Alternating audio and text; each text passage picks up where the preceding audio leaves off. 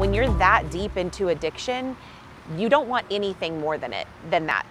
And nobody likes to admit it, right? Like nobody wants to say, I cared more about drugs than I cared about my child. Well, there's a stigma to being a pregnant woman with an addiction to alcohol or drugs. That stigma is often the reason that these mothers struggle in silence.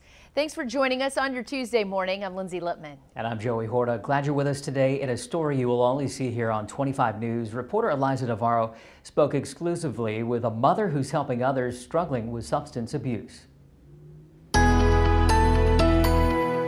35-year-old Amber Church is a loving mother to her 6-year-old daughter. And she's always been healthy and big and perfect. Church is also a recovered drug addict who fights every day to change the stigma for pregnant women in need of help. I was using drugs while I was pregnant the entire time, and I didn't feel like I could tell anyone because I felt like I would be judged.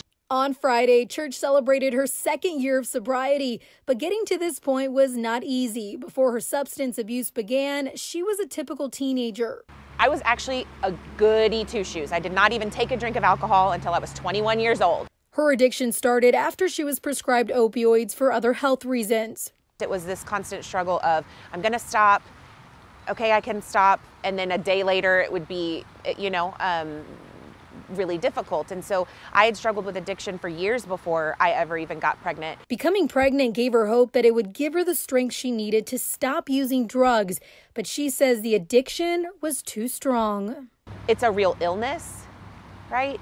Like no sane, rational, healthy, well person would ever put their child in danger. But Amber did, and it wasn't until 2018 when she willingly asked for help.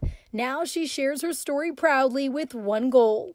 I am sitting here to have a conversation with the woman who's sitting there who's saying, oh my God, that's me. Hopefully women will start to see that they are not alone and that there are resources that are out there to help them get better. And while her story is a hard one to share, she says it's one that needs to be told. Eliza Navarro, 25 News, Waco.